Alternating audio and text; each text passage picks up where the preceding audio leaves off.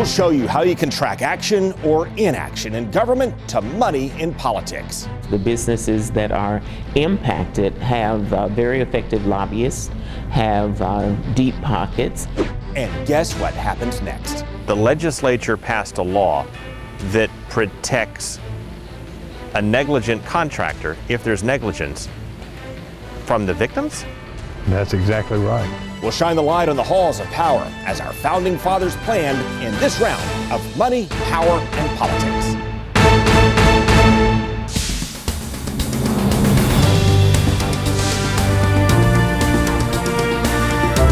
Hello, I'm Craig Patrick. We'll start with a case that may get your blood boiling. The state of Florida took away years of a man's life, and then the federal government tried to deport him because of how his conviction was overturned. In our We the People segments, we tell the stories of people who just get caught up in or lost in the system.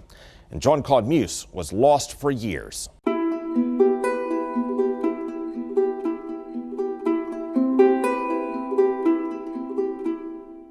If there's somebody in a high place, try to help me. Claude Muse was a desperate man with a heck of a story. He just needed someone to listen. I want anybody that can help me to look to see what's happened in my case. This man spent years in prison until our investigative team dug up the evidence that finally set him free. Oh, baby. All right. I love you, baby. Act 2 was when you were freed. Yes. And now there's Act 3. And Act 3 is the twist that could cost him much more now than all his days in prison. But we'll get to that in a moment. It all started 18 years ago with a deadly crash. 2 girls from the nearby town of Wauchula were saved, but their mother, Nona Moore, and 8-year-old sister Lindsay were not. A tractor trailer crushed their van, and Claude Muse was driving the truck. Without stopping, he come in and curve and come right in front of my truck. Claude said another driver cut him off and he swerved and flipped trying to dodge a crash. The paint of the car is on the truck. Where he rubbed against me and he kept going. This red car that sped away, the real culprit in that accident has never been found. Never been found. They don't investigate it. Prosecutors pinned it on Claude and charged him with vehicular homicide, claiming that he must have dozed off behind the wheel. Most definitely, he was alert. There's the first problem with the case. The first witness on the scene shot down the sleeping trucker theory.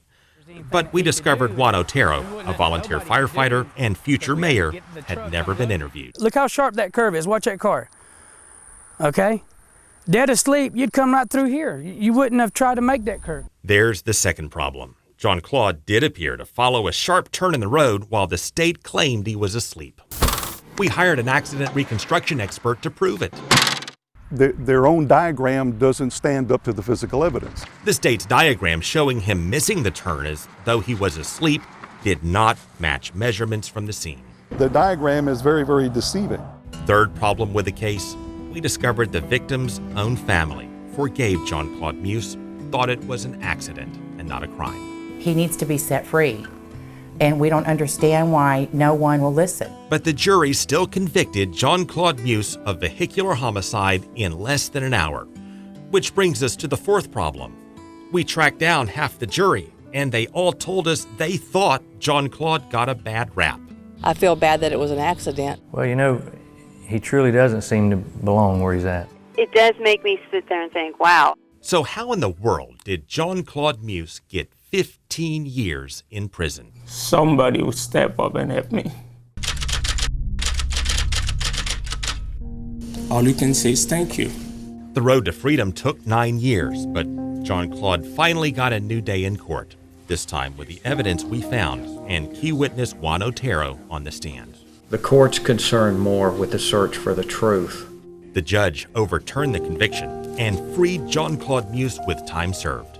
I hope the example of forgiveness and consideration will lessen your bitterness and allow you to proceed with a productive life.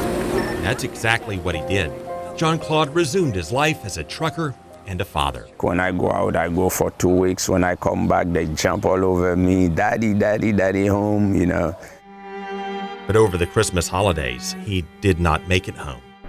Would you believe a ride down a different country road took another sharp turn? And the sheriff pulled me over on the highway and he said, "Put your hand in the air." This time there was no crash.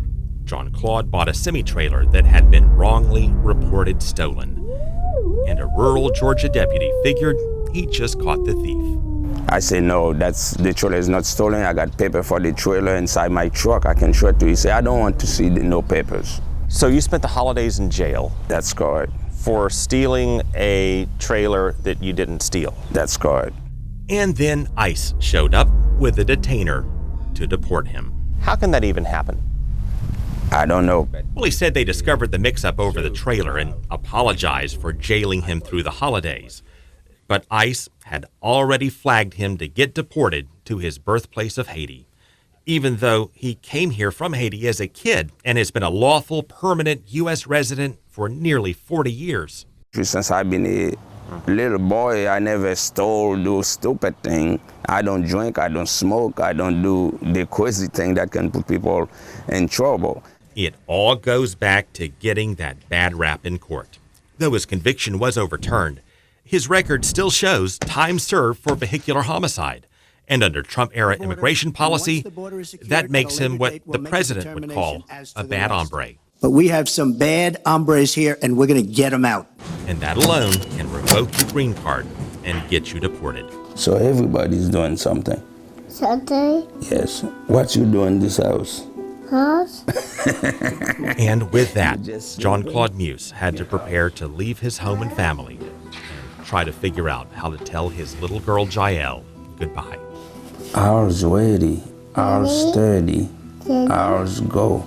But in the meantime, we fired off a lot of phone calls and emails to state and federal officials. It got the ball rolling on a clemency application, and before a hearing on that was even scheduled, we learned the immigration judge said he qualified for cancellation of removal, meaning he can stay pending a final review next year. When I gave you that news, what went through your heart? Oh, my whole family was in joy. How did you celebrate that night? My blood pressure went.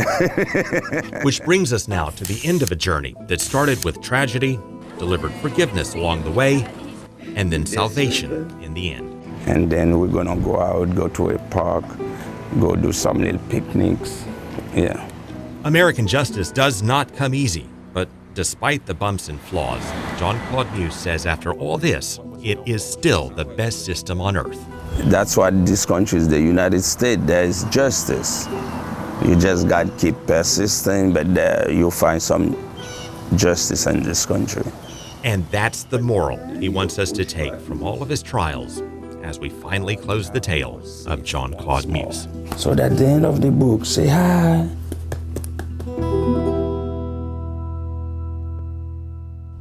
Coming up, we'll investigate our state lawmakers, how they pass stuff either they don't read or hope you don't know about.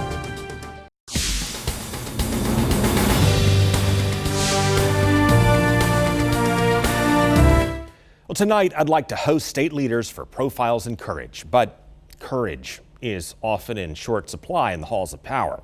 So instead, we're going to profile the hardworking people all across Florida who have tried to drain the swamp for years. I can never be over the death of my son.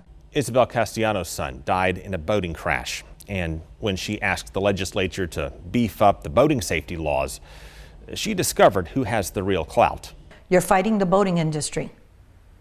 We need money for the lobbyists to fight against the boating industry. They've said this? Yeah. It's all about money. It's all about power. Now, she did convince lawmakers to pass a new law requiring boater safety classes. But after the photo ops, after she left town, they watered it down. Now you gave me a surprise that things have changed. It's okay. I'm glad you did. Years ago, the legislature also passed tax credits for businesses in blighted high crime zones to help the neighborhoods there spring back. and then later they approve maps that exclude many of the hard-hit neighborhoods and allow luxury resorts around the theme parks to scoop up most of the tax credits. The businesses that are impacted have very effective lobbyists, have deep pockets, and so they go into a mode of maintaining the status quo. And would you believe the state passed a law promoting healthy food in school lunches that also happened to weaken protections for fire victims? The legislature passed a law that protects a negligent contractor, if there's negligence, from the victims? That's exactly right. I mean, we worked our butt off for what we have. And now we just, hanging by a thread. And did we mention the affordable housing crisis? Florida happens to have this dedicated fund to build affordable houses and help struggling families and seniors buy or fix their homes. But this year, the House leaders once again quietly raided it, sweeping out $125 million from it to pay for their own pet projects. We know the politicians have other things to think about too. It's not just housing. It's campaign donations. Right. And it's the PAC money. Exactly. So many things they have to worry about. Re-election. They also have to worry about climbing the ranks of leadership, raising money, raising more money. Speaking of money, voters gave disabled first responders who were wounded in duty a tax break. In 2016, they wrote it into the state constitution by overwhelmingly passing Amendment 3. These are the most wounded of our wounded. But then the legislature took those tax breaks away from most totally disabled first responders living in Florida, even though they were disabled in service, including those disabled while responding to the World Trade Center attacks on September 11th. A friend of mine sent me a link to one of the reports that you guys had done about this issue, and we started digging into it. I was frankly shocked. Well, State Representative Adam Hattersley saw our first investigation on that, and in response, he sponsored what became bipartisan legislation to restore those tax breaks. Once we are made aware of it, we have to move forward to try to fix it. But this year, House leadership would not even let that come up for a vote in committee. In short, it was squashed. I was disappointed that we would not only supersede the clear will of the voters in the language of the Constitution, but that we would even consider treating first responders and veterans this way. We owe them more than that. Coming up, we'll shift from state government to the mess in Washington. See how both sides have a hand in it.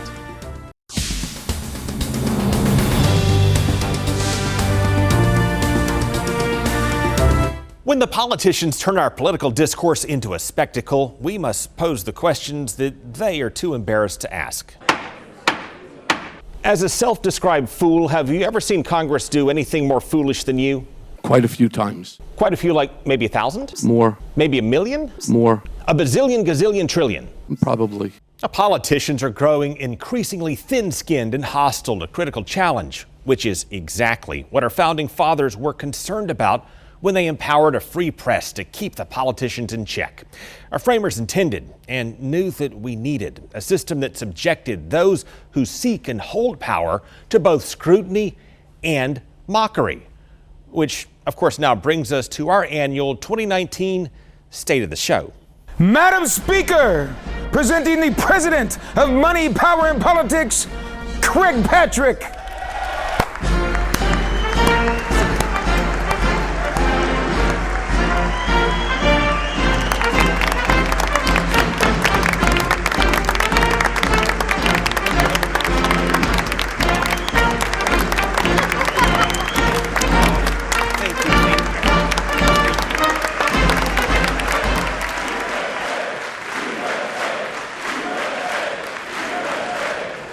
Okay, hold on. Everybody, instead of chanting USA when you know you're failing, everybody just say whoa. Whoa! That was kind of a weird way to say it, but thank you. Our first announcement of the night, Ms. Nielsen, I'm sorry to say you've already been voted off the island. If you would, yes, just please head on up to the front. Yeah, that's it. Awkwardly step away and just duck under the bleachers with all the rest. And that brings us down tonight to our final two tributes. Congratulations, Katniss and Peeta. Oh my God, that's so sad. It is sad, but contrary to what President Trump's critics may think, this age of drama, conflict, and reality show politics did not start with Trump. It took off long before Trump, and both parties have a hand in it. What do you have a higher opinion of, Congress or dog poop? And sadly, the politicians who say they want to step up and elevate the civil discourse inevitably wind up stepping right into the spectacle, which inspired me to think of how Ken Burns could start his next documentary series. The party establishment bucked their swaggering frontrunner and embraced a young man from Florida who promised to focus the war on issues and substance. And so, General Rubio accused his rival of peeing his pants. He doesn't sweat because his pores are clogged from the spray tan that he uses. He's going to make America orange. Guy, he's taller than me. He's like 6'2", which is why I don't understand why his hands are the size of someone who's 5'2". And you know what they say about men with small hands? I guarantee you there's no problem. I guarantee it. Yeah, that was our little spoof. But here is the underlying truth directly from the source. When I was doing that, all these networks would cut in live to events they never cut in live before. That sort of conflict drives more ratings. People have figured that out, and that's how they get on television. Politicians get that. They recognize that I want to be on the news, I need to say outrageous things, and so it feeds into it. Do you regret those insults back and forth, the tit for tat? Yeah, and I said it at the time because it's not who I am, it's not why I ran. You know, I felt that for that brief period of time, I wasn't running the kind of campaign that I wanted to run, and it wasn't who I am or who I endeavor to be, and I thought it embarrassed my family and my children, which is something I never wanted to do. This started more than 20 years ago. First, politicians stacked congressional districts with voters from one party or the other. This encouraged the federal lawmakers to be as partisan as they can be because they know their paths to re-election are to cater only to their bases. And then media splintered into thousands of sites and channels that focus on commentary from the far left or the far right. And then the age of social media locked people into those floods of information and, in many cases, misinformation from one side only. This whips up fear and panic that we're living in some kind of dystopian nightmare caused by the other side. Whose car is this? Whose car is this? It's okay. We're with Fox 13 News, but we've got to get out of here because there's a great big... Yeah, like the people who overreacted to Orson Welles' War of the Worlds on radio, many now tend to overreact to the political theater playing out right now in Washington. And many no longer even see facts and perspective that may challenge their points of view. And the algorithms on their feeds highlight and reward the stuff that gets the most emotional response. And so today, it's not enough to say the other side is wrong and here's why. It's almost an immediate step towards demonizing the other side. They're not just wrong on this issue, they're evil, they're horrible. So both sides stay locked in until watchdogs force states to redraw congressional districts, as states like Florida have already done. And voters reward candidates who focus on policy, as polls suggest they are starting to do this year. There are some interesting signs that change is now coming and that America may reinvent itself yet again, just as our founding fathers intended. Coming up, while we just work through the follies in Washington, we'll show you what America does right and what keeps the American spirit alive.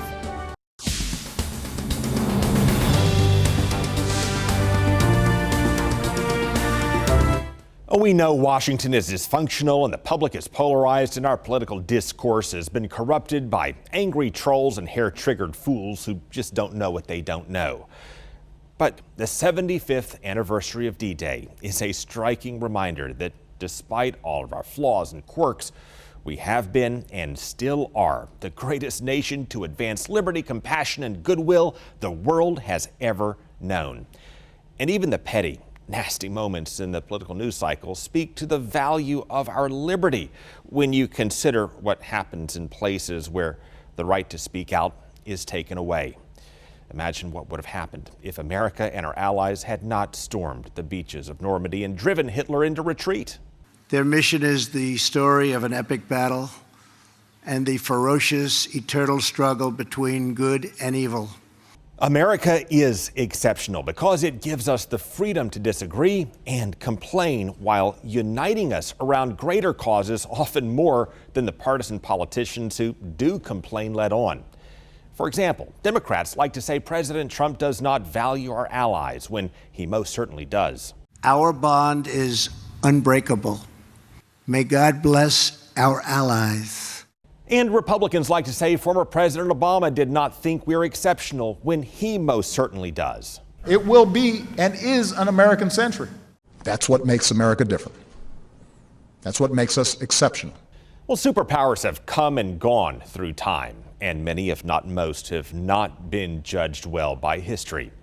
America is the exception because it is different, and both sides know it. And there's some things only we can do. What we have here is different and special and historic. The greatest force for freedom that the world has ever known. The exceptional might came from a truly exceptional spirit. After we won back Europe from a genocidal tyrant, the United States defeated the communist empire and won the race to the moon. And then kept on pushing to new frontiers. And today, America is stronger than ever before. Worth remembering as we call out flaws in government and look beyond those follies, just as our framers intended. Join us for the next round of Money, Power, and Politics, Sunday night at 11:30. Thank you for watching.